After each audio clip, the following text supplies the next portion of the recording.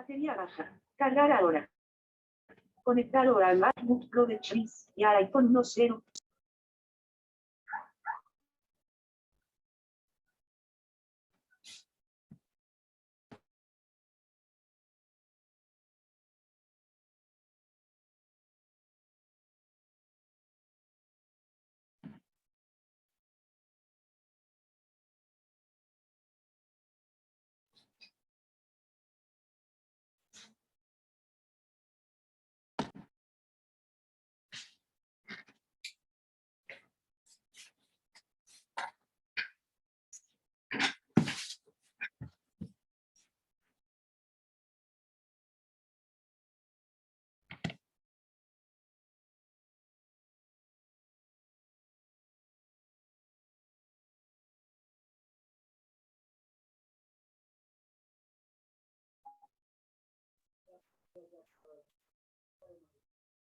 Buenas noches, profe. Buenas noches, compañeros.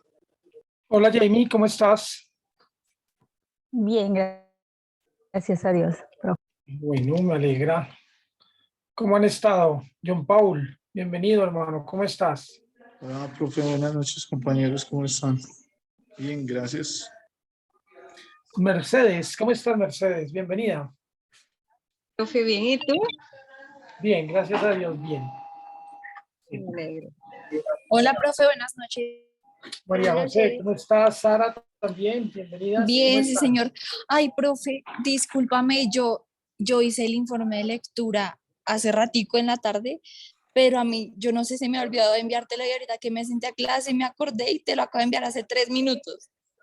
Ok, está bien. Yo por ahí vi que me estaban llegando. Sí.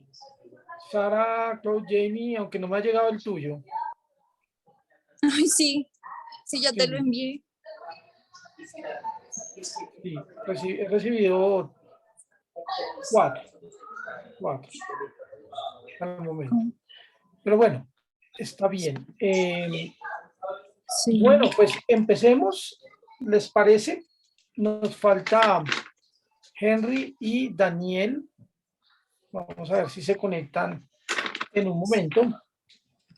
Y pues teníamos prácticamente dos cositas pendientes. Entonces empecemos con la primera, que es dialogar un poquito acerca de las diferentes interpretaciones que hay acerca de la salvación, ¿vale? Este es un tema interesante y es como también una base de lo que vamos a ver de aquí en adelante. Entonces empecemos con la primera, que es teologías de la liberación. ¿A quién le corresponde esta? A mí, profe. A María José. Perdóname que no puedo prender la cámara, es que hoy sí me tocó fuera de la casa. Discúlpame. Ok. Bueno, está bien, María José. Gracias, profe. Bueno, acerca de la teología de la liberación podemos ver varios aspectos. Primero que son grupos de teologías con movimientos vitales y me pareció interesante porque decía que se dividía más que todo en las teologías negras, feministas y del tercer mundo, que era algo más o menos de lo que el profe nos hablaba ayer. Especialmente las de tercer mundo, dice la lectura. Podemos decir también de que dicen de que la salvación consiste en rescatar o liberar de la opresión. El método de la liberación o de la teología de la liberación se adecua en una situación específica, ya sea política, económica, y ellos hacen énfasis en ciertas cosas. Ellos dicen que el enfoque capitalista o de desarrollo es equivocado e inadecuado, y así dicen que existe un proceso por el cual todas las naciones deberían pasar.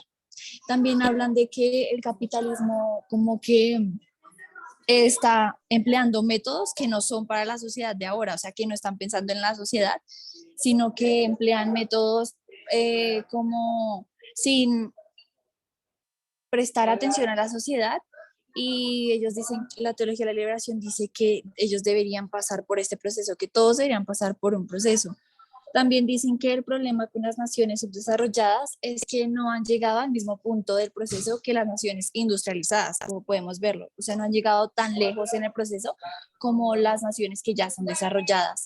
También podemos ver en esa teología de la liberación que cuando las naciones industrializadas avancen, cuando las naciones que no son industrializadas o no son desarrolladas, digámoslo así, como nosotros, por ejemplo, avancen, sus problemas o nuestros problemas se irán resolviendo, que es lo que las industrializadas o desarrolladas ya lograron. También habla de un ejemplo de eh, el capitalismo, no sé cómo se dice, la sociedad capitalista o el capitalismo, y dice como la diferencia o la desigualdad que hay en las mismas naciones.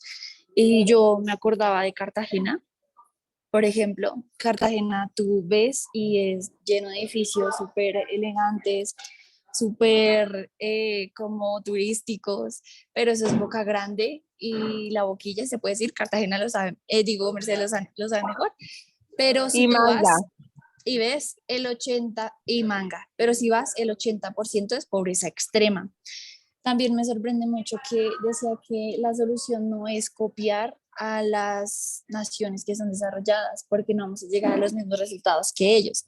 La teología de la liberación dice que también hay millones de personas que trabajan en Estados Unidos, por ejemplo, pero aún así viven en condiciones degradantes. Dice que el capitalismo, como hablaba ayer el profe, es que las naciones o las personas de las naciones que tienen riquezas o que viven mejor en la sociedad, tienen todo esto y toda esta prosperidad a costas de los más pobres y de aquellos que sí se parten el lomo trabajando, por decirlo así, eh, a cambio de muy poca remuneración o de muy poco sueldo. También dan un ejemplo de que, y esto fue lo que más me llamó la atención, es que dicen que la Biblia se percibe que la Biblia, perdón, se identifica con los oprimidos y hablan de Israel, hablan de cómo Israel estuvo bajo la opresión de naciones más poderosas, por ejemplo, Egipto o Babilonia, naciones poderosas que los oprimieron y esclavizaron durante muchísimos años. Y la teología de la liberación como que se escuda bajo esto y dice la Biblia está del lado y se identifica con los que son oprimidos, con los que viven opresión. Eh, Perdón. Ay, sí, perdón, profe. También dicen que la Biblia realmente se preocupa por el reino de los cielos y que ese es el objetivo de todos nosotros por la eternidad. En sí, la teología de la liberación dice que el objetivo de Dios en la historia es salvar a todas las personas de la opresión. Y si lo hablamos en contexto social, estaríamos hablando de la opresión del capitalismo, de aquellos que viven en prosperidad a costas de aquellos que viven muy mal, económica, social, políticamente, y pues intentan traer un cambio a esto, ¿no? Y nada, creo que principalmente es eso. Y si podemos ver un ejemplo, yo les menciono esto, Cartagena. Si usted ha ido a Cartagena, por ejemplo, estuvo 5 días en un hotel y solamente estuvo en la zona histórica, usted se habrá dado cuenta de la maravilla que es esta ciudad. Pero si vamos más allá, podemos darnos cuenta de la realidad de que toda esta gente que vive del turismo vive en condiciones muy, muy tristes y vive para que pues obviamente los que prosperan, pues prosperen más. Pero sí es algo muy cierto y es desigualdad. No sé si en todas partes se hará así, pero sí podemos ver este problema. Y según la teología de la liberación, pues Dios vino a salvar a todas las personas de la opresión. Y podemos verlo en ejemplo en Israel y que ese es el principal objetivo de Dios en la historia, según esta teología. Vale, María José, muchas gracias. Muchas Vale, gracias.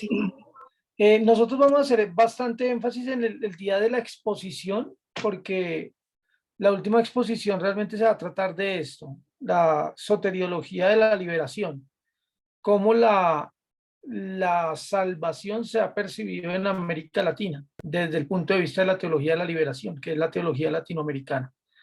Entonces no vamos a hacer tanto énfasis allí. Solamente se concluye que para los teólogos de la liberación, la salvación es una salvación histórica, es la historización de la salvación. No es una cuestión de que yo me voy para el cielo y de esa manera me salvo. Eso a los teólogos de la liberación no les interesa. Lo que significa es, al ver luchas de opresión, ya sea de clases, ya sea, como dijimos la vez pasada, racistas, machistas, patriarcales, urbanistas, cuestiones así, en la medida que la gente se libere de ello, está salvándose. Es una cuestión muy histórica, ¿sí? Bien, seguimos con teología existencial. ¿A quién le corresponde? A mí, profe. Vale, Jamie. Las Bueno, 8:10, 8:15. ok, Termina. profe. La teología existencial, bueno, es una teología de orientación, decía Miller Erickson, de orientación abierta y claramente con un sentido en la filosofía existencial, y donde esta juega un papel principal y significativo.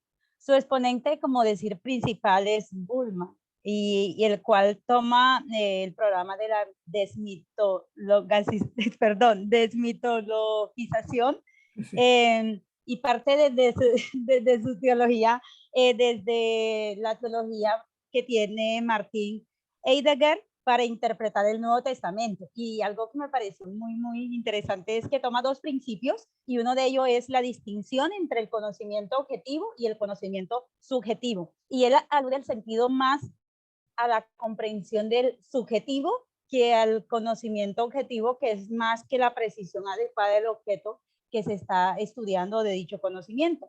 Para él, entonces, la Biblia no es una fuente, partiendo de este principio, de información objetiva sobre Dios, sobre la humanidad y sobre la condición humana. Y se ve la historia como que son eventos objetivos, que no son eventos objetivos como históricos, sino que son impactos que han tenido en los discípulos, como se mencionó, él hacía una interpretación al Nuevo Testamento.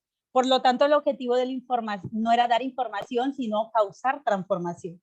El segundo principio que toma es el concepto de la existencia auténtica y la no auténtica. Entonces, donde dice que lo auténtico es esa posición donde se supone que se debe ser y vivir de tal manera que se llegue a una plenitud de potencial humano.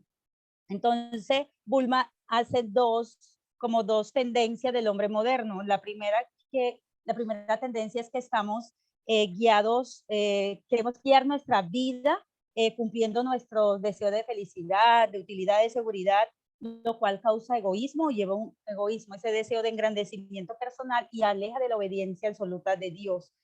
La segunda tendencia es a la autonomía, esa creencia de que el hombre tiene la seguridad por sus propios medios. Entonces, lo que conlleva un orgullo humano que debilita a una existencia no auténtica. Entonces, en este sentido, la salvación es vista como una existencia auténtica. La palabra de Dios saca al hombre del hombre, del egoísmo y de la postura de seguridad que el hombre cree que haber adquirido por sus capacidades.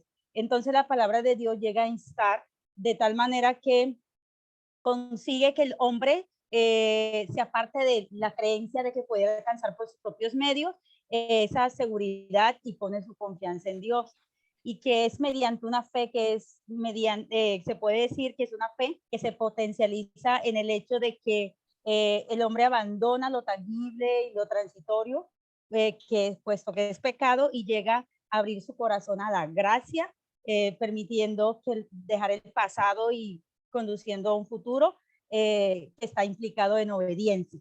Para entonces, en este sentido, la salvación es simplemente un paso de entrada a la auténtica existencia, abandonando la búsqueda egoísta de seguridad y poniendo la confianza en Dios.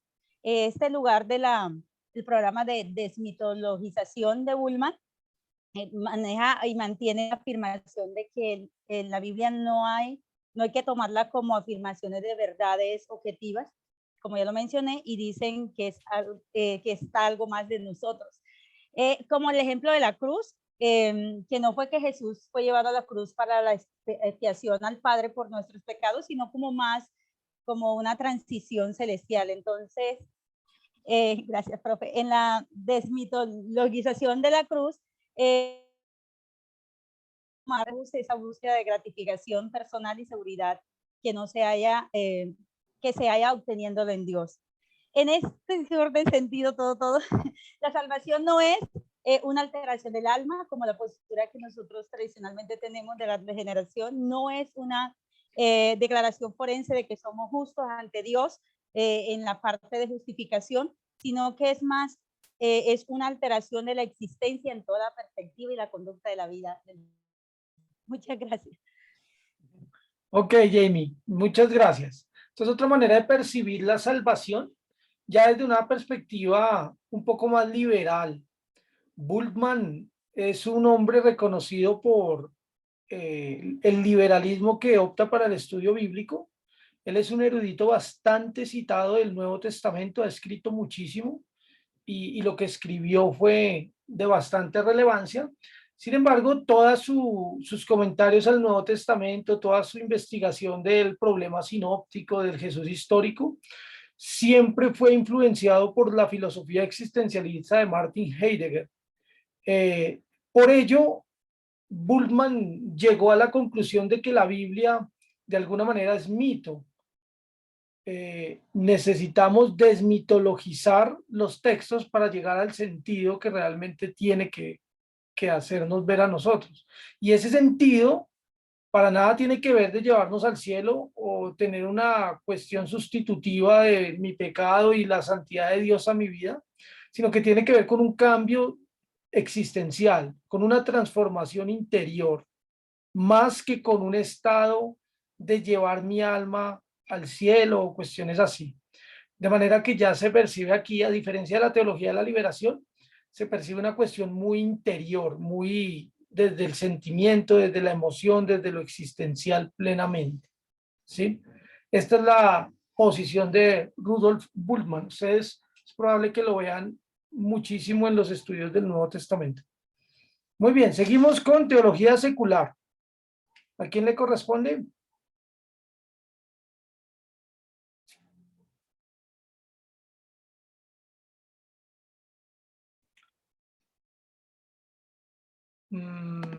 Probablemente a Daniel, no me acuerdo. Profe, qué pena interrumpir el transcurso de la clase. De paso, te pido, o sea, tengo una información de parte de Daniel en caso de que no se pueda, que no pueda entrar, y es que estaba haciendo una entrevista porque acaba de ser, ¿cómo se dice?, notificado de que ganó pues el premio que estaban dando el concurso de como la mejor emisora de plataforma digital. Entonces, sí, eso no lo socializaron en la universidad para que consideráramos el voto. Pero además de eso, en caso de que él no entre, yo tengo la disertación de él que me la envió, por cierto, como desde las 4 de la tarde, 5 de la tarde, profe, ahí la tengo en el WhatsApp, prueba y todo de que él hizo el trabajo. Entonces, en caso de que sea necesario, pues ahí está. Eso quería comentar. Hola. Ah, ya, perdón. Ya se acercó mi cliente. Hola, Daniel. Hola, profe. ¿Qué más? ¿Cómo está? Bien, hermano. Justo llegas cuando estaban intercediendo por ti. Ah, sí, profe. Qué pena con usted. ¿Ya me toca exponer? Sí, tú tienes el tema de teología secular. No, señor. Yo tengo es el de la teología evangélica, el último.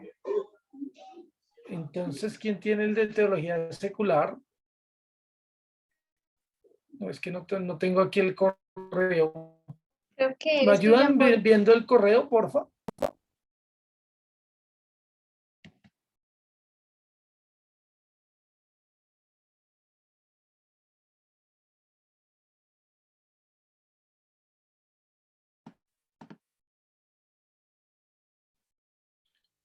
Sí, es John. John, a ti te corresponde.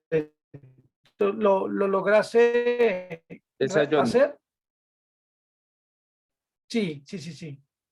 John, ¿lo lograste hacer?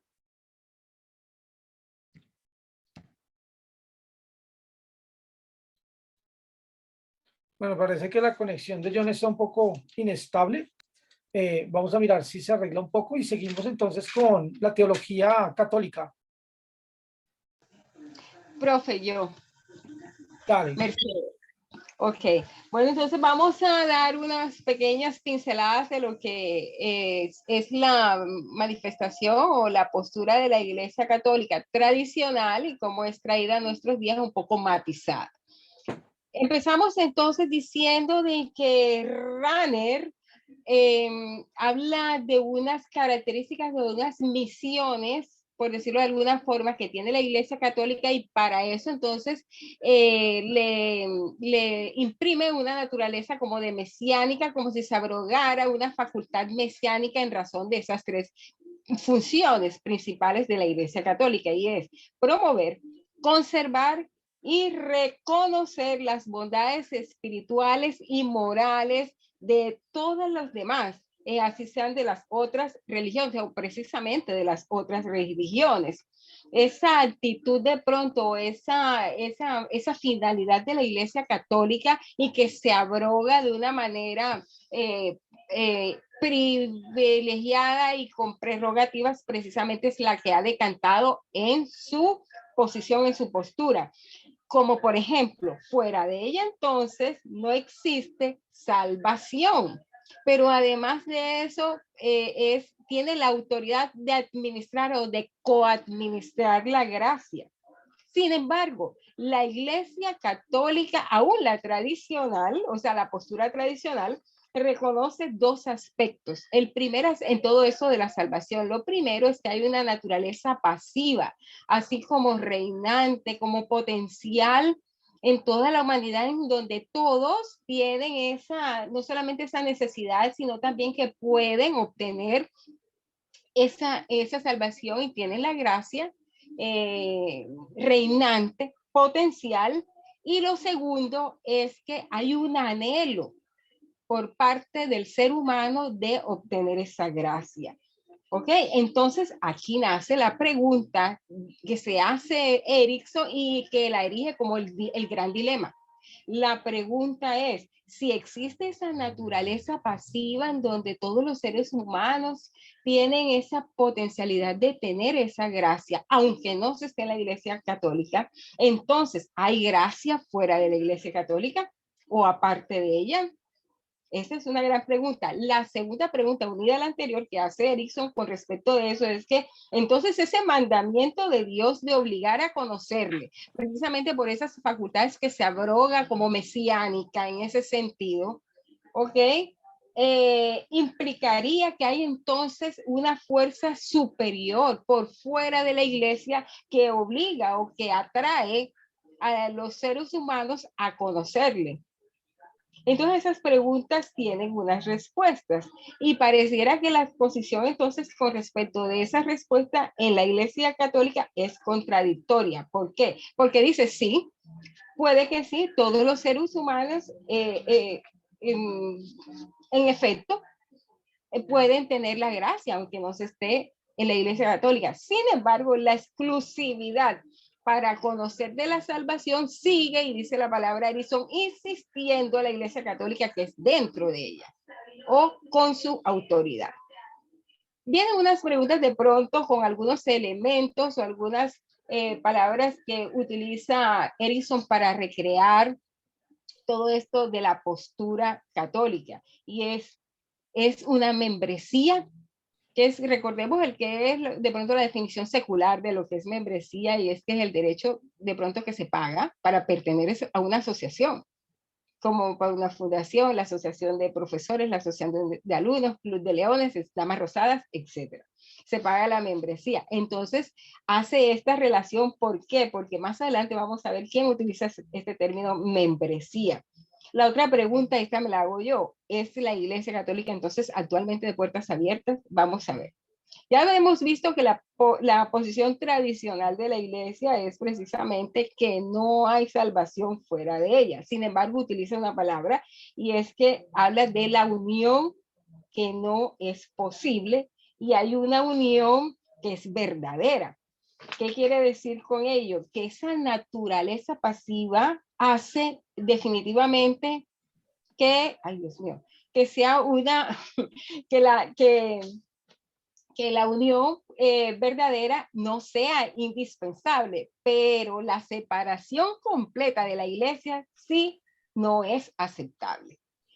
¿Qué quiere decir ello? Que los herejes, por ejemplo, no son aceptados porque han perdido todo derecho, mientras de pronto que los excomulgados tienen una desunión o no tienen una unión verdadera porque ya han sido separados, pero no quiere decir ello que han perdido la gracia. Por último, entonces, hablamos de algunas categorías o de la membresía para ser miembros de la iglesia invisible. ¿Ok?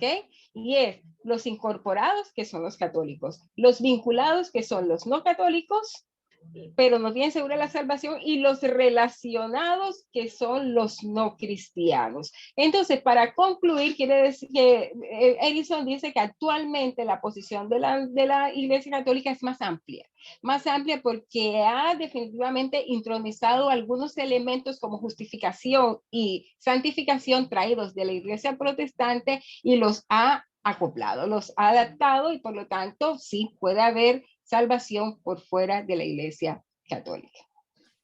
Ok, muchas gracias, Mercedes, muchas gracias.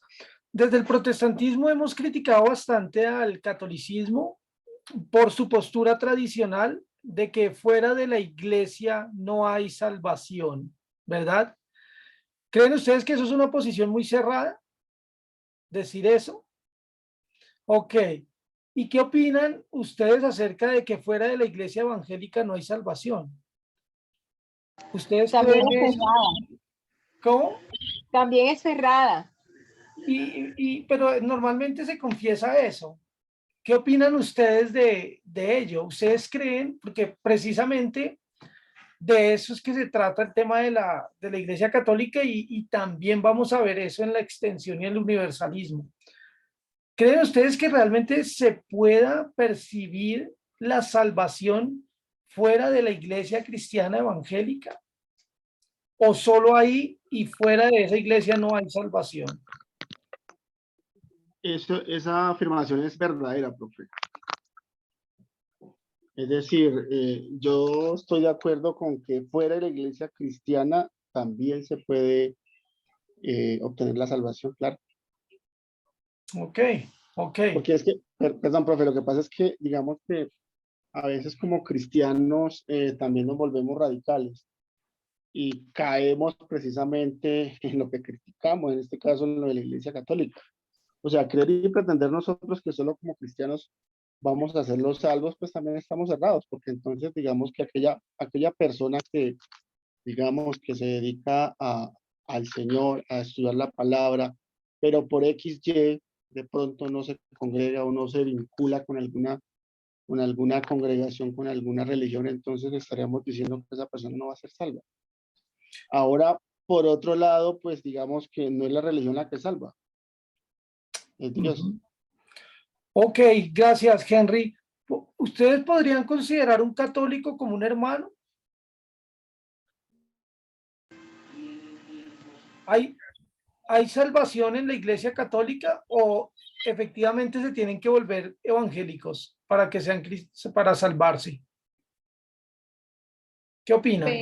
Pues, profe, bueno, yo lo que opino es que, pues, que hay una iglesia que, como le dijo Mercedes, es invisible, ¿no? Y pues sí hay que tratar a todos con amor, sea católico, creyente, incluso ninguno de los dos. Hay que tratar a todos con amor, ¿sí? Como demostrar el amor de Dios independientemente de la persona.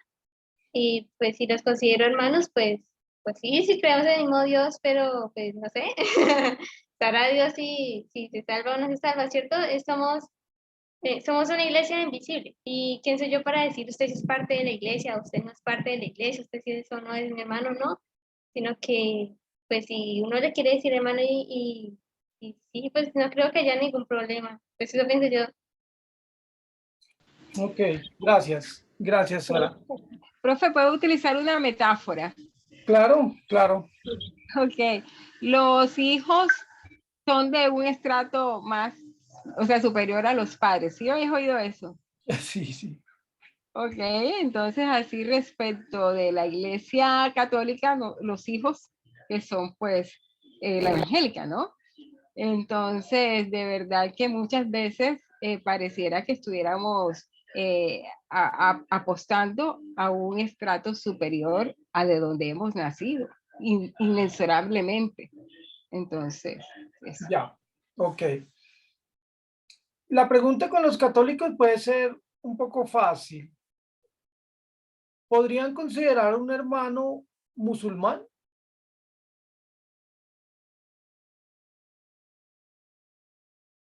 ¿Podría ser una persona que las pudiéramos considerar hermanos o deben convertirse a nuestra fe evangélica y congregarse en una iglesia evangélica para que se identifique con nosotros como hermano? ¿Sí? Ahora, la posición tradicional de la Iglesia Católica, esa que nosotros a veces juzgamos, es que son cerrados porque han dicho que fuera de la iglesia no hay salvación, entonces nosotros nos sentimos discriminados y como así, si yo sí hago parte de la iglesia. Pero esa afirmación era de por allá de Vaticano I y antes. Hoy día la Iglesia Católica se ha transformado bastante y abrieron bastante las puertas y las abrieron más de lo que nosotros las hemos abierto, ¿sí? Por ejemplo, ahí citaban autores como Congar, Karl Rahner. Estos dos autores influenciaron bastante con su teología, son dos eruditos católicos bastante fuertes y con su teología inspiraron bastante el Concilio Vaticano II, ¿sí? De hecho, Karl Rahner habla de los cristianismos anónimos o cristianos anónimos.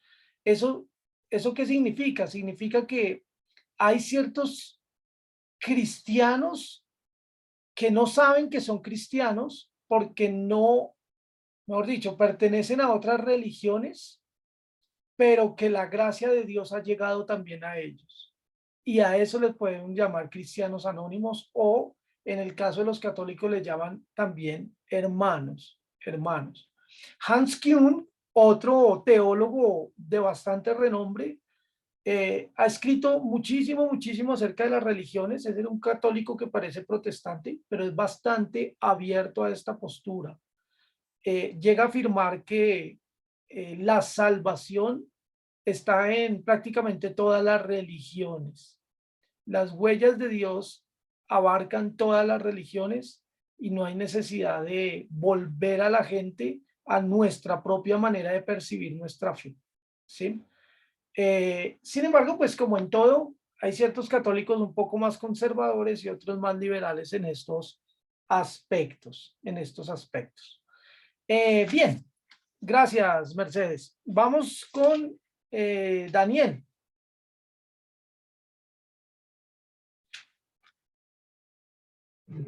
Hola, profe. Dame un momento, porfa. Ya abro aquí para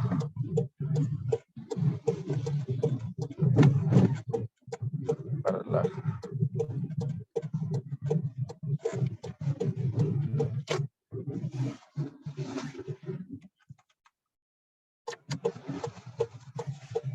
Listo, a mí me corresponde sobre la teología evangélica.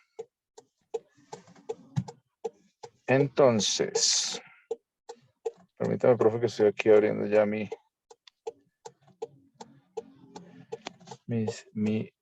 apuntes.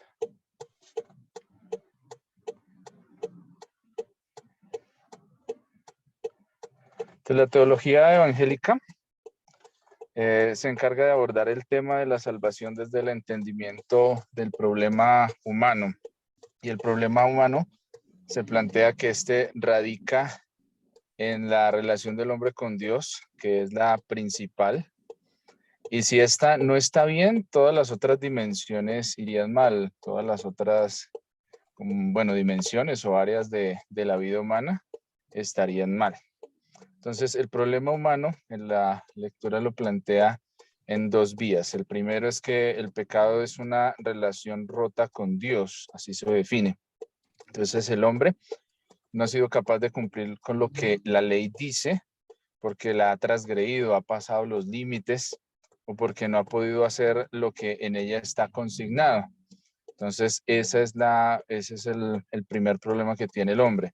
Y el segundo es la naturaleza de la persona que a raíz del pecado ya queda dañada o manchada porque se ha desviado de la ley. Entonces ahora tiene una inclinación al mal, a pecar. Y esto la lectura lo denomina como la corrupción.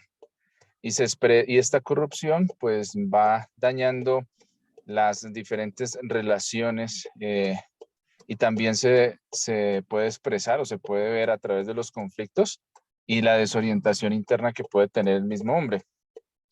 Dentro de la lectura se plantea que es importante entender que la ruptura con Dios también afecta un área que es importante para nosotros como seres humanos y es la parte relacional y la parte relacional con otras personas.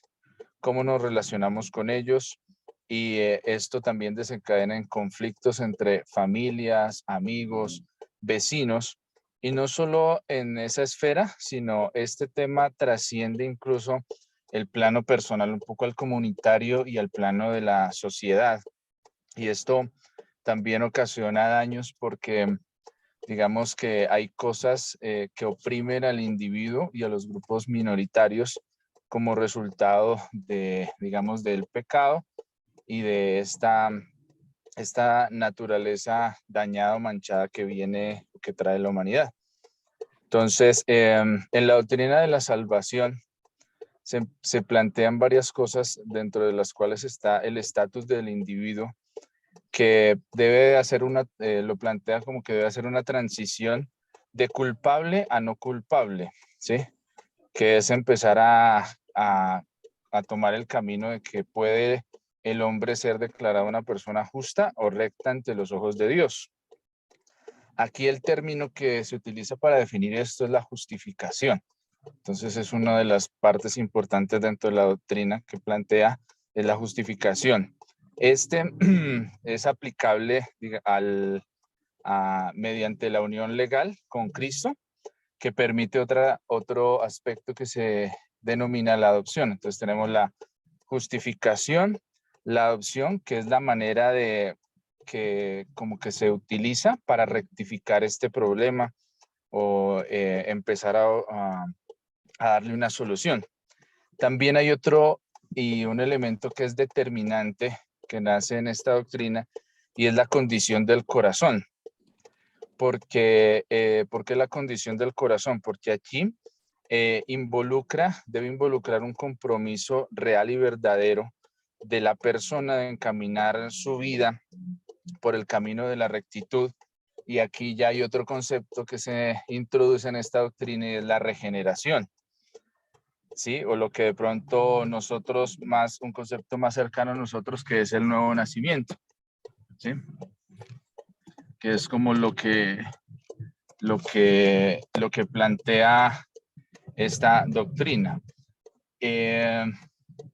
Dentro de este aspecto, el nuevo nacimiento involucra que se empieza a alterar de una u otra forma el carácter que en cada uno de los individuos o en cada una de las personas. Y esta alteración también es el inicio o se puede determinar como el inicio de lo que nosotros conocemos o se conoce como una nueva vida espiritual. Y aquí pues la doctrina está planteando que en este punto el cambio de las personas se va dando de una manera progresiva, ¿sí? Y esto lo plantea la doctrina como, o se entiende como la santificación, que es algo que va, por así decirlo, el actuar mal, poco a poco va siendo cambiado y transformado y va empezando a santificarse, teniendo un punto cumbre en la vida que es después de la muerte, porque ahí ya entra algo que se conoce como la glorificación, ¿sí?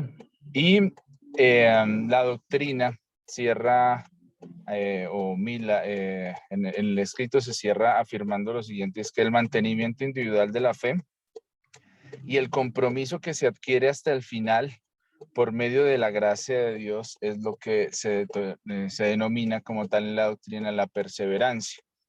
Entonces son como los aspectos importantes que tiene la doctrina, que podríamos resumirlos en justificación, adopción, la condición del corazón, la vida espiritual, la santificación, la glorificación y la perseverancia. Ok, Daniel. Muchas gracias. Muchas gracias. ustedes ven aquí que Millar Erickson ha tomado partido por esta manera de comprender la salvación. De hecho, él inicia diciendo que esa es la posición que va a tomar, o al final, no me acuerdo dónde está. Sin embargo, a manera de crítica, yo creo que Millar Erickson, por ser un hombre completamente formado en Estados Unidos, pues parte de una posición muy tradicional de lo que es la salvación, sin querer decir que no hay otras que también se consideren teologías evangélicas, ¿sí?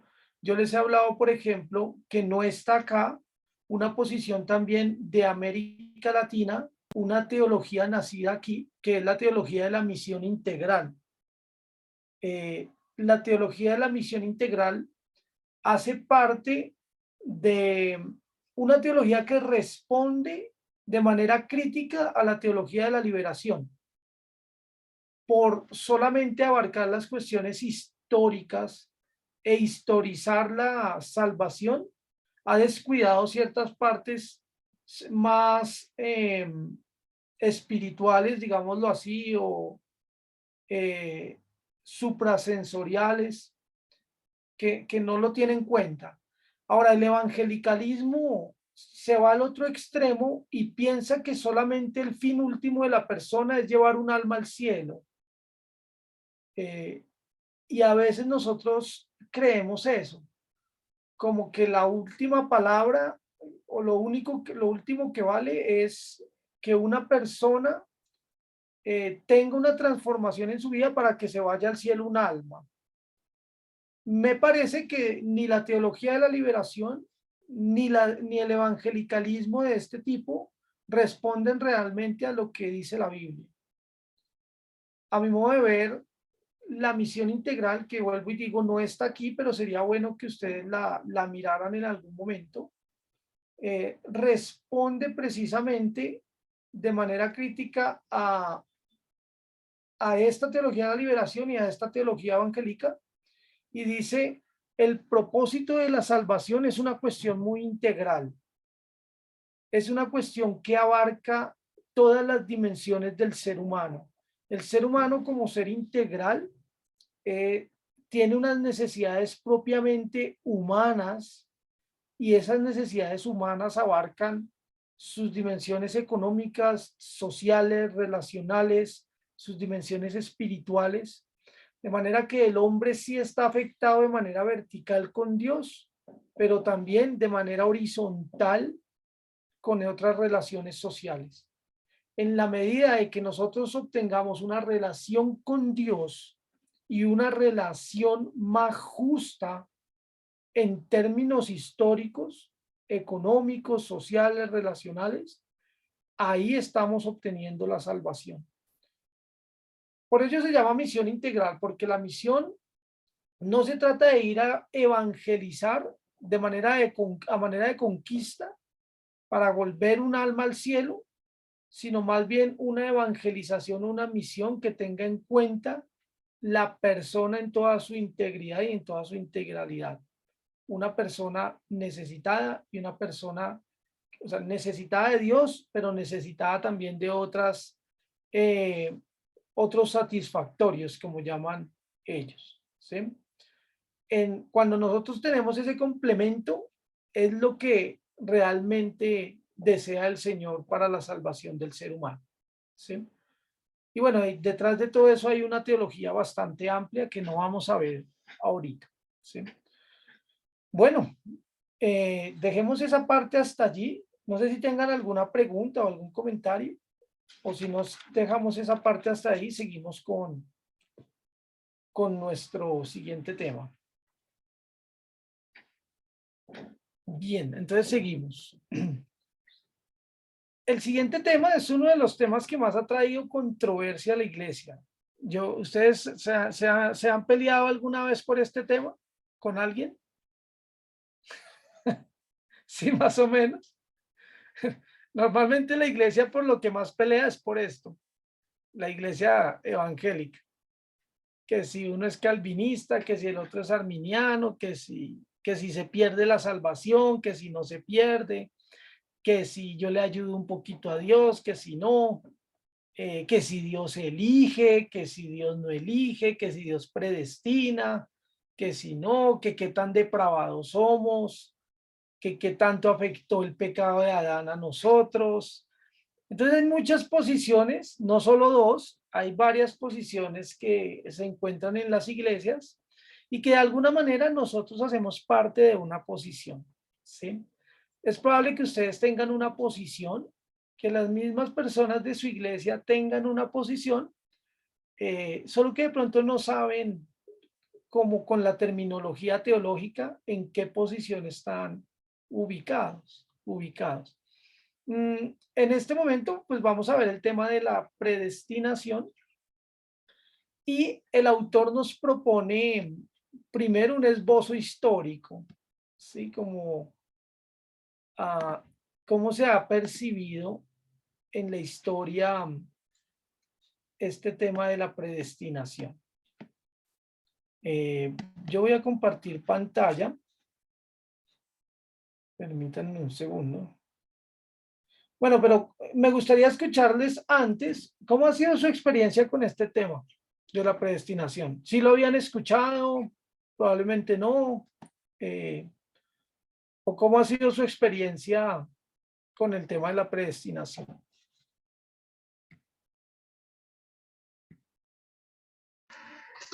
Jamie, Sí. Jamie y después Mercedes. Bueno. Sí, profe. Algo que este tema, bueno, hace días me causó mucha inquietud porque tuve un acercamiento con unas personas que de cierto modo dijeron las expresiones que encontré en la lectura y me hicieron como pensar, y la verdad es que es como, yo creo que esta clase es muy significativa para mí, no quiere decir que las otras no lo sean, por el sentido del tema, porque cuando usted dice que hay unas posiciones dentro de la iglesia, dentro de las comunidades, en nosotros mismos, es cierto, es muy cierto, porque decimos, bueno, no importa, la persona es algo que meditaba mientras leía en esta lectura, que es una persona, bueno, cristiana, que ha empezado a vivir comportamientos no acostumbrados, tiene su esposa y empezó a tener una vida extramatrimonial. Y él me dijo, así de sencillo, es que ya quien ha sido elegido para ser salvo es salvo, independientemente de lo que haga. Y mire la concepción. Y esta postura y me la afirmó, no hay tal personas que nos han enseñado de eso, pero yo ahí sí me quedé callada, no lo discutí porque la verdad que amerita como conocimiento y por eso la verdad estoy muy sedienta de este tema en esta noche porque nos da en estos espacios, nos da como esa fuerza para tener un conocimiento amplio y poder implementarlo y también comprenderlo, interiorizarlo, pero sí es que la verdad de manera personal me atrae mucho y quisiera aprender, quiero aprender lo más que pueda porque es necesario en la comprensión que tengamos y también cómo lo enseñamos. Creo que es necesario. Ok, gracias, Jamie. Gracias. Mercedes. Gracias, profe. Sí, de pronto la discusión o el debate que tú nos preguntas, sí, o sea, obviamente, profe, sí lo he tenido, pero además es que lo peor del asunto es que el debate se genera dentro, o sea, intraevangélico, o sea, entre no intradenominacional o entre las diferentes denominaciones, sino dentro de la misma iglesia evangélica y, o sea, dependiendo de la iglesia donde se congregue una persona u otra. De una iglesia, de una esquina a otra, cambia la postura totalmente. Y las discusiones que yo no he tenido, pero sí que he presenciado, profe, es con respecto de eso, que yo no voy a esa iglesia, o sea, una vez así se me acercó, y hace una experiencia muy vivida, se me acercó alguien diciendo, no, yo a esa iglesia no voy, porque imagínate que allá enseñan que la salvación no se pierde. Entonces yo no sabía si callar o callar. Entonces yo me quedé callada, la verdad. Entonces sí, es verdad que es un debate muy, muy, muy fresco y muy normal, pero por eso las enseñanzas ya, ¿cómo se llama? Técnicas y bastante profesionales que nos dan los autores, pues, y que nos traes tú. Ok, Mercedes, perfecto. ¿Alguien más de pronto? Sí, profe, yo quisiera también participar Henry, acá. dale. Sí, creo que básicamente las iglesias pentecostales, y no hablo de pentecostales como iglesia unidad pentecostal, sino me refiero a todas esas iglesias con este corte pentecostal, básicamente enseñan es eso, que digamos que donde me pone, bueno, en este caso donde ponen es al hombre como protagonista. Es decir, si usted no busca de Dios, va a perder su salvación. Si usted no se motiva, si usted no se preocupa, se va a ir para el infierno.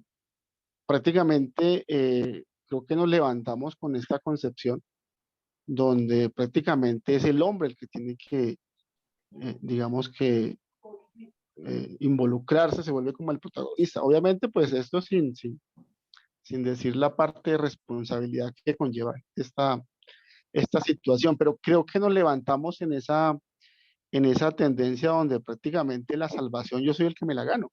En algún momento, volvemos al punto, en algún momento criticamos la iglesia tradicional por, por, por las obras, por las buenas obras, por las indulgencias, pero de alguna u otra forma creo que la iglesia cristiana también ha caído en el tema de las indulgencias desde otro punto de vista, precisamente por esa serie de enseñanzas que en algún momento se dieron.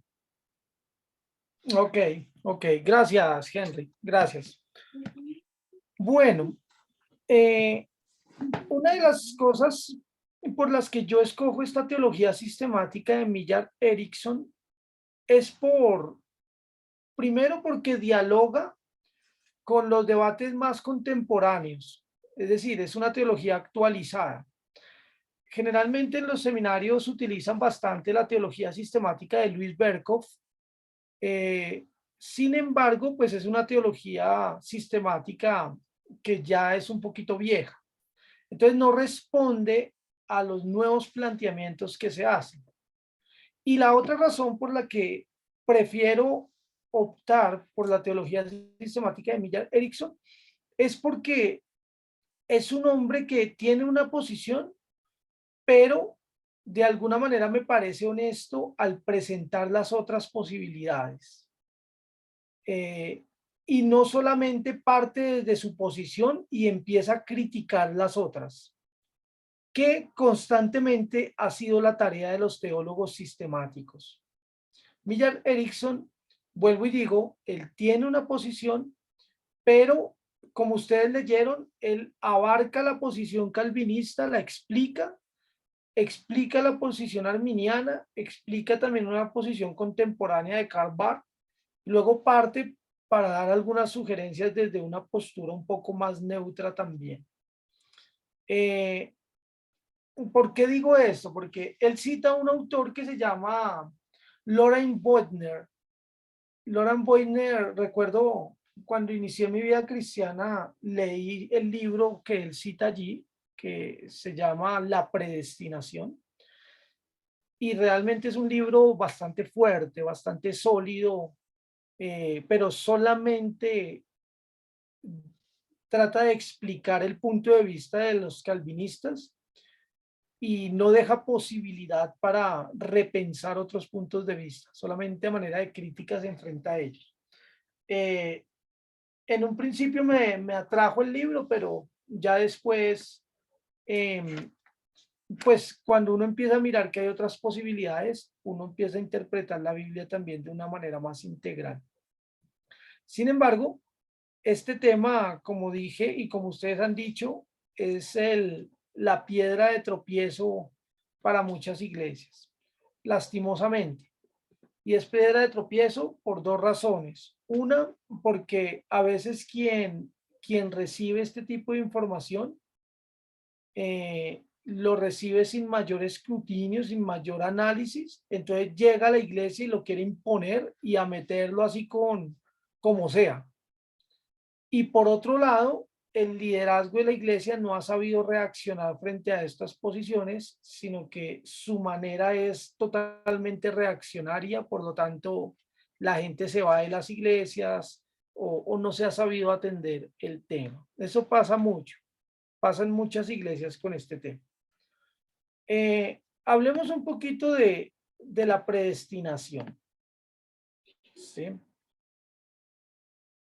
La predestinación hace referencia, allí dice, a la selección o elección que Dios hace de los individuos, ya sea para vida eterna o para muerte eterna. Eso es la predestinación. Es una selección. Y si es selección, es porque hay unos que escogen y otros que no. ¿Sí? De eso se trata la selección o la elección. Profe, perdone que lo interrumpa, quisiera hacerle una preguntita ahí. Y la pregunta es la siguiente, ¿por qué nos cuesta tanto a la sociedad esta partecita?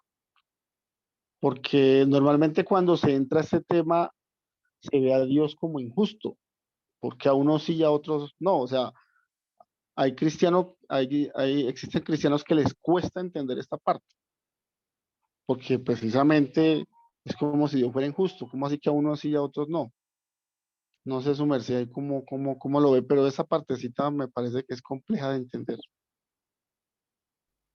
Sí, precisamente ese es el debate acalorado de pensar que un Dios bueno, bondadoso, escoja a ciertas personas para condenación eterna y lo haga desde antes de la fundación del mundo y lo haga independientemente de las acciones buenas o las acciones malas de la persona.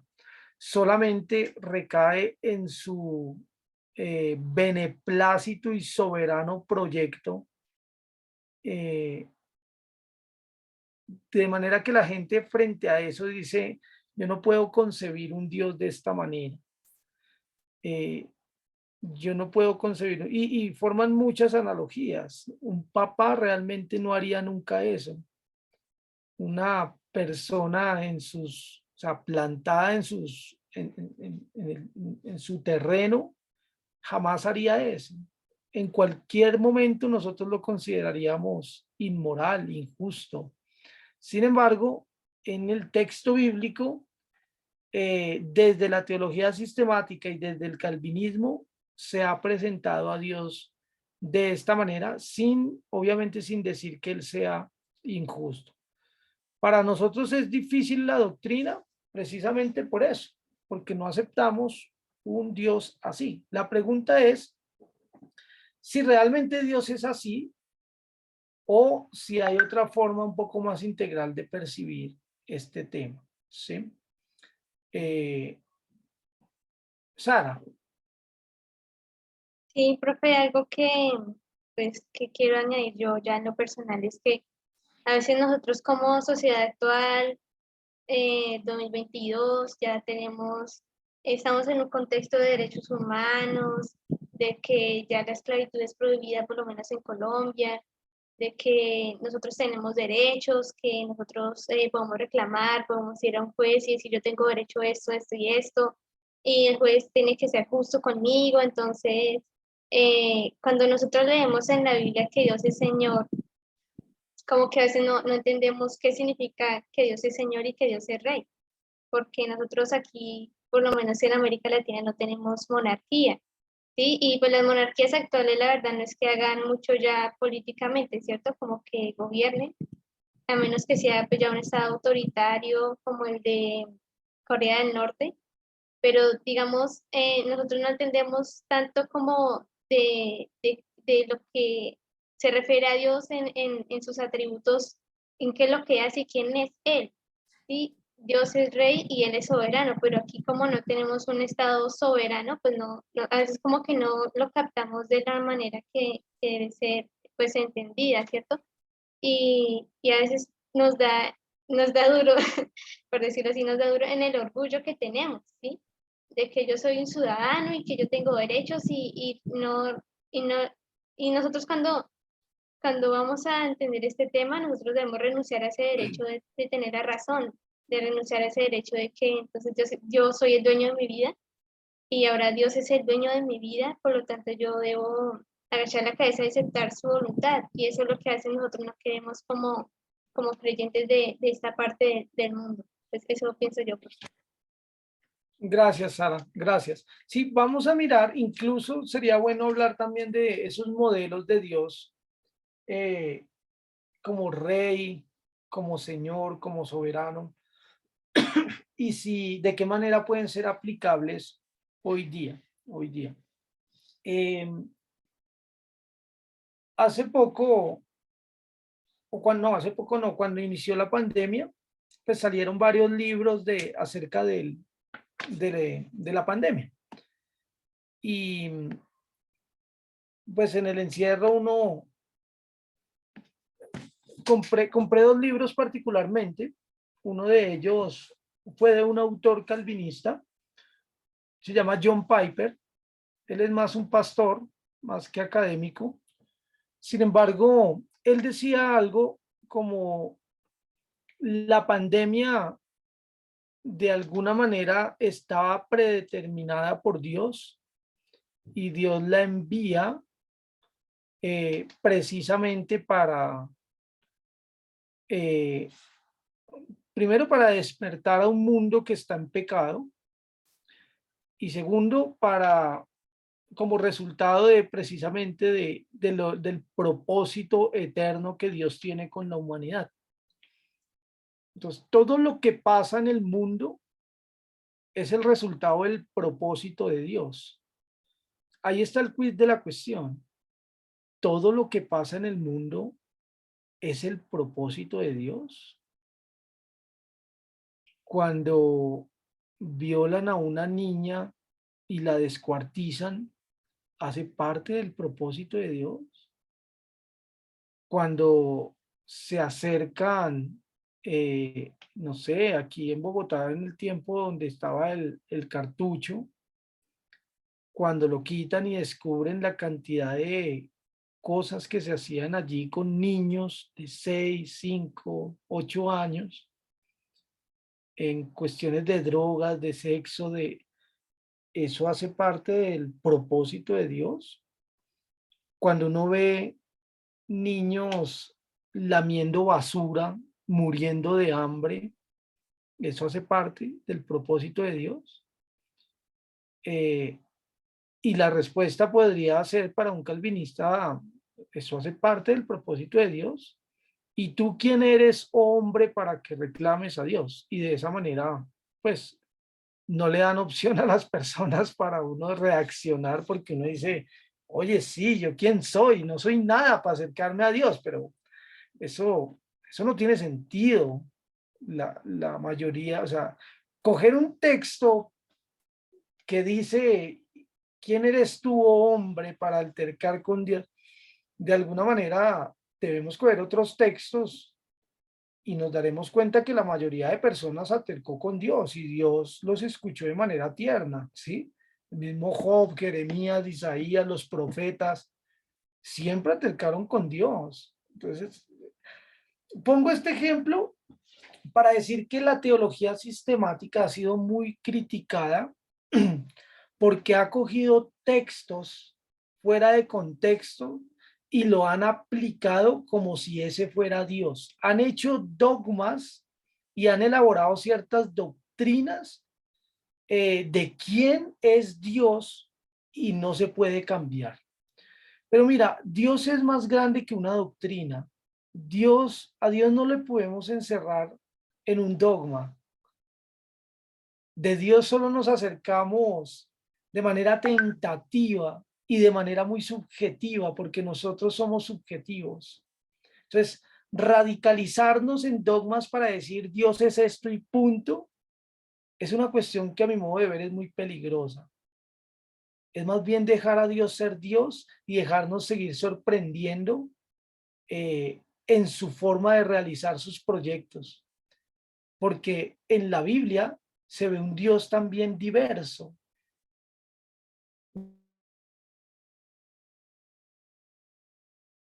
Y en particulares de otra manera. Ese es Dios.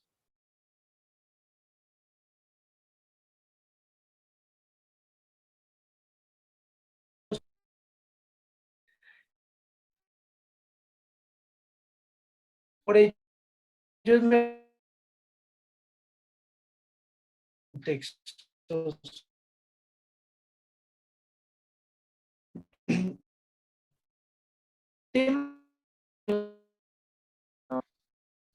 pues que tiene bastantes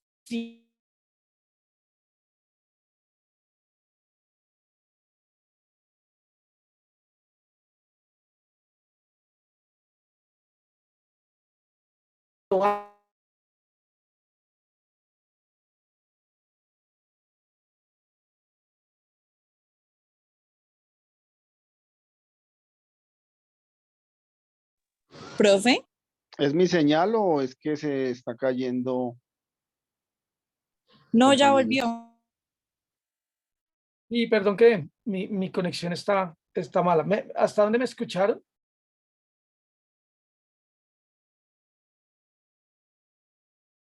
No te entendí qué dijiste, profe, para decirte. Sí, se Hasta- estaba entrecortando. ¿Me escucharon hasta dónde? Se estaba entrecortando. ¿Desde dónde me escucharon bien? Profe, hasta donde dijo de que es peligroso hacer dogmas de ciertas partes como de la Biblia. Ok, ok. Sí, en definitiva es como en estos temas, entre menos dogmáticos seamos, más bien nos vamos a hacer, ¿sí? Hay personas, sobre todo en el área de que ni siquiera es posible tener una conversación, porque ya de ciertos presupuestos que son difíciles de refutar. ¿Mm? Este tema de la predestinación es un tema que el autor lo propone desde Agustín, pero incluso se ve en el...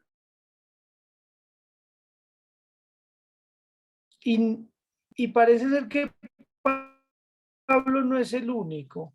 En la comunidad del Qumran, en los documentos que se han encontrado, en los esenios y esta comunidad tienen unos presupuestos de bastantes tema de la predestinación, sino que incluso en los judíos, en ciertos círculos judíos, también ya se empezaba a concebir una nación de cómo Dios tiene un decreto que viene desde antes de la fundación del mundo y se va ejecutando. ¿Mm?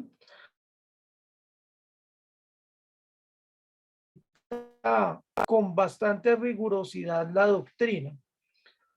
Agustín tiene un contrincante. ¿Recuerdan cómo se llama el contrincante de Agustín? Pelagiano. Pelagio. Pelagio. En estos debates siempre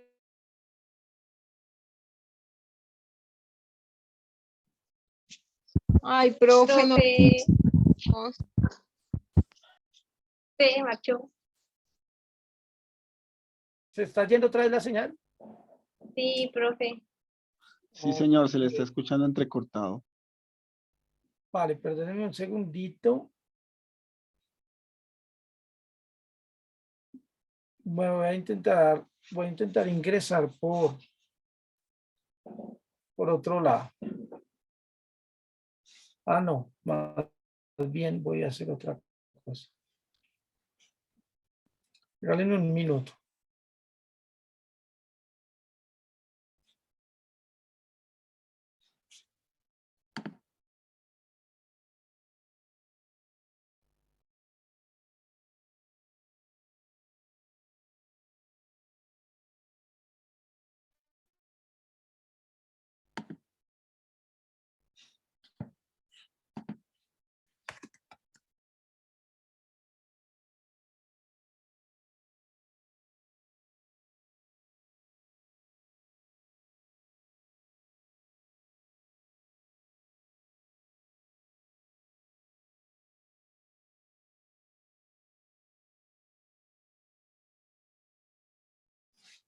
¿Ahí me escuchan?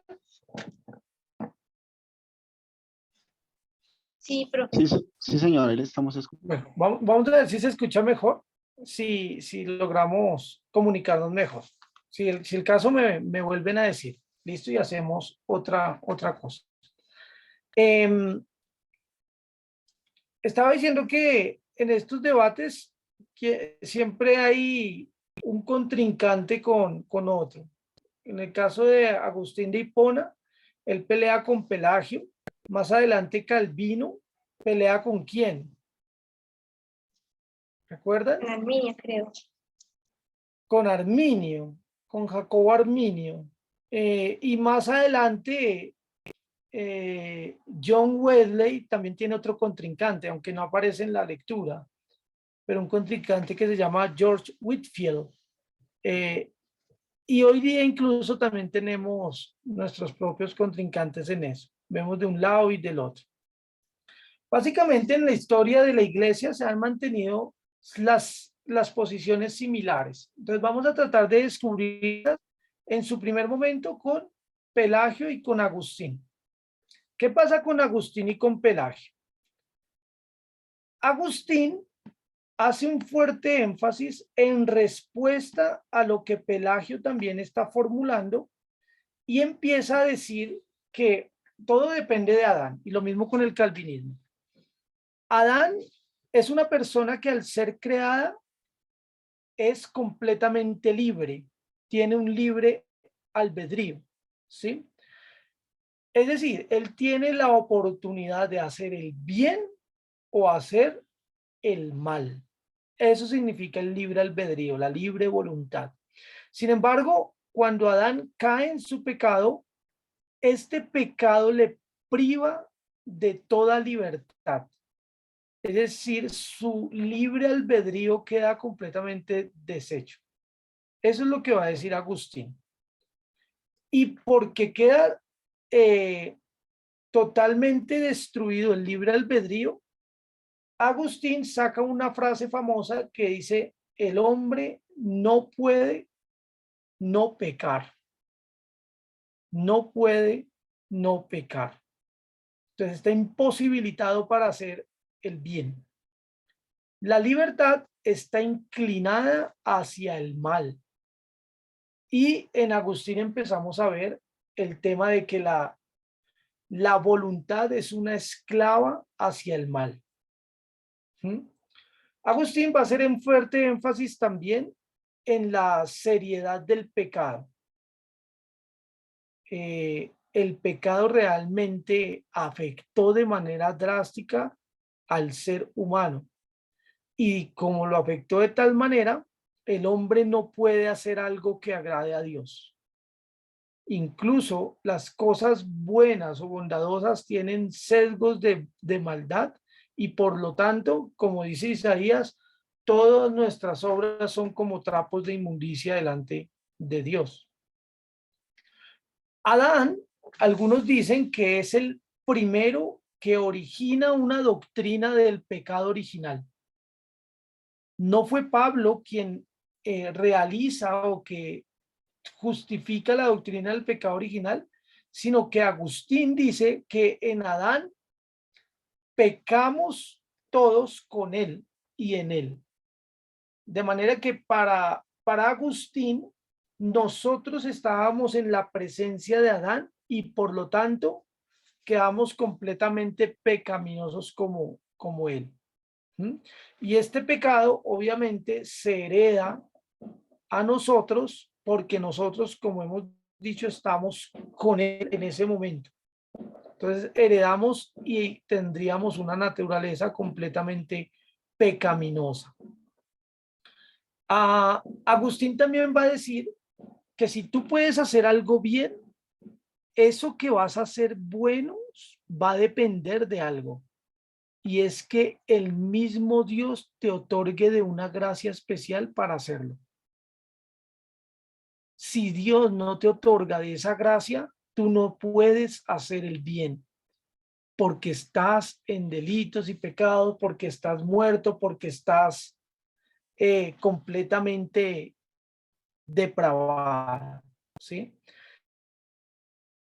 Para que tú puedas hacer el bien, tú nunca vas a poder lograr. ¿Sí? Otra de las cosas que dice Agustín, ¿me escuchan?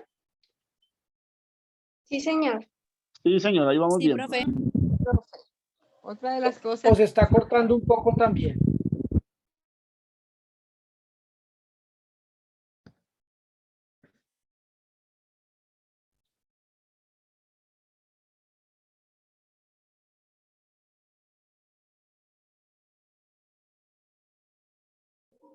Ahora no te escuchamos, profe.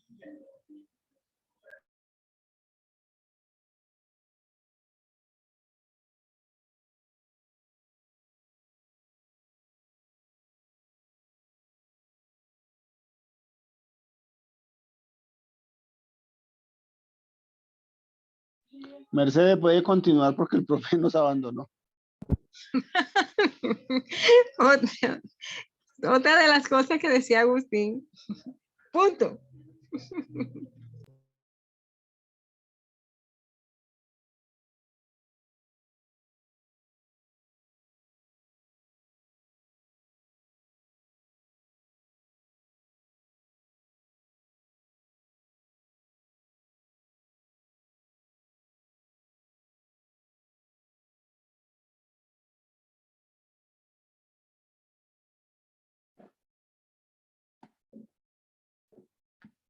¿Me escuchan?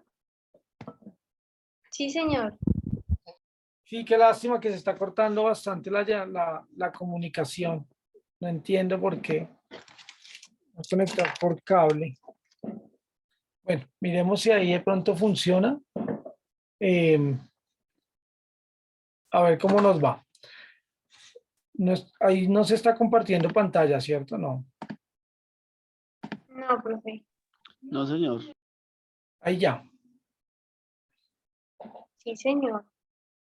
Bien, entonces, desde Agustín también se empieza a decir que Dios escoge el dar gracia a unos y a otros no. ¿Sí? Dios es el que escoge si te da gracia a ti o no te da gracia. Y también hace un fuerte énfasis en decir que Dios ha escogido un número exacto de personas. Y si ha escogido un número exacto de personas, pues ese número exacto se va a salvar. Y los que quedaron por fuera no se van a salvar. Miren que todo esto gira en torno o sea, todo es una cuestión muy circular. Si tú estás completamente en pecado por el pecado de Adán y no tienes la libertad para hacer algo bueno, solamente tú necesitas que Dios llegue a ti para que te dé la capacidad de hacer algo bueno. Pero si Dios llega a ti, es porque Dios te ha elegido desde antes de la fundación del mundo. ¿Sí? Ese digamos que es prácticamente lo que pensaba Agustín. Ahora, Agustín pelea también en ese sentido con Pelagio y dice, Pelagio trata de sacar algunas doctrinas previamente a las de Agustín y por eso Agustín también reacciona de la manera que lo hace. Pelagio pensaba que el énfasis de Agustín en la incapacidad humana, recuerden, el hombre está totalmente incapacitado, inhabilitado para hacer algo bueno. Y Pelagio dice, no, eso puede ser riesgoso. Quitarle al hombre toda la habilidad y la capacidad y ponerlo en una condición de total corrupción, lo puede desanimar y desmoralizar. Y además, esto también es algún insulto hacia Dios. Eso pensaba Pelagio. También decía que los humanos tenían el libre albedrío.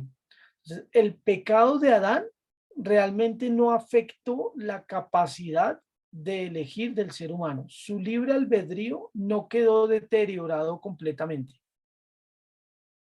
Diferente a Agustín. El libre albedrío queda bien y puede el hombre ser capaz de realizar cosas que realmente agradan a Dios. El pecado de Adán, en este caso, es completamente ajeno a la doctrina de Agustín. Para Agustín, el pecado de Adán es el pecado original que se hereda y por lo tanto yo soy pecador. Para Pelagio, el pecado de Adán se toma solamente a manera de ejemplo. Esto es un mal ejemplo de Adán. Nada que ver con algo que impacte la existencia. En oposición a Agustín, también dice la gracia está a disposición de todos. No es que Dios coja a algunos para darle gracia y a otros no, sino que la gracia es una gracia que se da y la persona en su habilidad de llegar a Dios escoge si la acepta o no. Y finalmente, dice, nuevamente se distancia de Agustín. Para Agustín la predestinación es que Dios desde antes de la fundación del mundo escoge a un número exacto de personas para salvación, sin importar quién es, lo que ha hecho, cómo lo hace, sino que depende solamente de Dios. Para Pelagio, la predestinación se basa más bien en la capacidad que Dios tiene de prever. En su conocimiento, Dios mira con anterioridad quién realmente va a escoger por su libre voluntad acercarse a él. Y de esa manera Dios lo predestina. No sé si comprendan la diferencia. Por el lado de Agustín, lo predestina sin mirar ni un poquito ni un ápice de la voluntad del hombre. Pero en Pelagio, Dios lo que hace es que mira con anterioridad, antes de la creación del ser humano, como él lo sabe todo, mira quién va a ser salvo, quién va a elegir con su voluntad a Jesús, y de esta manera él los predestina. Esa es como la posición de Pelagio. Ahora, en la Edad Media hubo también algunas personas y algunos sistemas que no se fueron ni para un lado ni para el otro. Eso es lo que llamamos el semipelagianismo. El semipelagianismo es una posición que constantemente se encuentra uno en la Iglesia Católica. Mantiene la idea de que Dios y los humanos trabajan en armonía. Dios y los humanos realizan su salvación. Depende de Dios, pero también depende de los humanos. Es como en el intermedio entre los dos. Y el semipelagianismo realmente está bastante presente en la iglesia de la Edad Media. Sin embargo, hay excepciones también, como Anselmo de Canterbury, Pedro de Lombardo y Tomás de Aquino. Todos también, obviamente todos ellos son católicos porque en ese momento no había la iglesia protestante. Y ellos mantienen más una posición como la de Agustín de Hipona. El tema de la predestinación, el tema de la elección. Y lo mismo, uno de los prerreformadores, que se llama John Wycliffe, que en su posición a la predestinación que bebe de Agustín, es el que más va a inspirar a otro reformador, que más adelante se le conocerá como Martín Lutero. Martín Lutero. Básicamente eso es a grosso modo lo que pasa en la Edad Media. Ahora, en la Reforma Protestante es donde hay un auge bastante fuerte con el tema de la predestinación, ¿sí? Lutero, aun cuando no es tan conocido para nosotros en este tema, en el de la predestinación, él hizo bastante énfasis en ello, ¿sí? Y era un hombre que defendía a pie de espada el tema de la soberanía de Dios. Para Lutero era bastante relevante pensar en que Dios hacía lo que quería y como quería. ¿Mm? Y él también es conocido en este tema por enfatizar en la esclavitud de la libertad humana. El ser humano está totalmente esclavizado en su voluntad. Quien sí se reconoce bastante en la época de la Reforma Protestante por este tema es Juan Calvino. De ahí viene también el epíteto de calvinistas. Juan Calvino tenía unos postulados interesantes donde dice: Dios ha escogido soberana y libremente salvar a algunos y rechazar a otros. Dios escoge de manera soberana quién se va a salvar y quién no se va a salvar. Ahora, la doctrina de la predestinación no conduce al descuido de la moralidad. Aquellas personas que dicen, yo ya soy salvo, me dedicaré entonces a pecar. Si ya soy salvo, pues una vez salvo, siempre salvo. Entonces, si voy y hago ciertas travesuras, de todas maneras ya voy a ser salvo. Calvino se opone drásticamente a esa lógica y él dice que la vida de la persona es evidencia de que ha sido escogida. Nadie sabe si tú eres escogido o no. De alguna manera, si tú vives una vida santa, si tú vives en ese proceso de santificación, eso es lo que evidencia que realmente Dios te ha escogido. Pero si eres una persona que está pensando en que si ya eres escogido, me voy a pecar, una persona regenerada, una persona elegida, no tiene esa lógica de pensamiento y por lo tanto es probable que debería dudar de su salvación. Es lo que diría Calvino. Teodoro de Beza, que fue uno que acuñó la teología de Juan Calvino, él se fue ya a un extremo, lo que se llama el ultracalvinismo. Él opta por la doble predestinación, es decir, Dios no solo predestina a los que han de ser salvos, sino que predestina a los reprobos. Desde antes de la fundación del mundo, Dios te predestinó para que fueras al infierno. Así, ¿sí? Eso es lo que pensaría él. Entonces, Dios no solo ha decidido mandar a algunos al infierno, mira a las conclusiones que llega Teodoro de Beza. Dios no solo determina que te vayas al infierno, sino que también hace pecar a los hombres, ¿sí? En la predestinación. Si tú pecas es porque Dios en su soberana voluntad ha decidido y ha hecho que tú peques.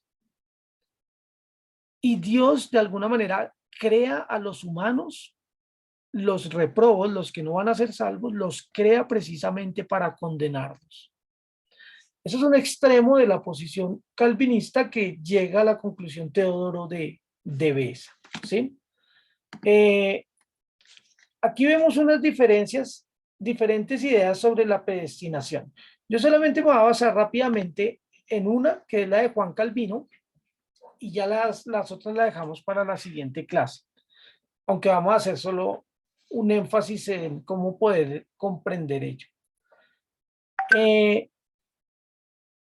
Juan Calvino es conocido sobre todo por lo que en inglés se ha acuñado como el tulip. ¿Sí le alcanzaron a leer eso del tulip? El tulip es un acróstico, cada letra significa algo en inglés y lo que significa es, bueno, lo voy a decir en español, total depravación. Estos son lo que se llaman los 5 puntos del calvinismo. La depravación total, elección incondicional, expiación limitada, gracia irresistible y perseverancia de los santos.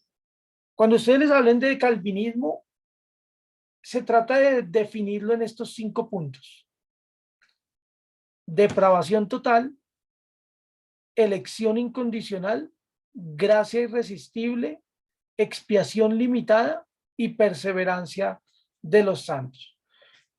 Como ya es las 9:30, vamos a dejarlo hasta ahí y lo vamos a explicar un poco más la siguiente sesión, ¿vale? Y de pronto lo construimos entre todos. Vamos a dedicar solamente unos 15 minutos o 20 minutos para tratar de presentar estas posturas y cómo se podría entender hoy día la predestinación, y luego nos metemos al siguiente tema que nos corresponde, ¿vale? Entonces lo dejamos hasta aquí y les encargo que tengan presente la lectura para la siguiente sesión. Vamos a dejar de compartir aquí. Bien, entonces, hermanos queridos, nos vemos el próximo martes, con el favor de Dios. Un abrazo grande y que tengan una buena noche. Gracias, profe. Gracias. Gracias, profe. Vale.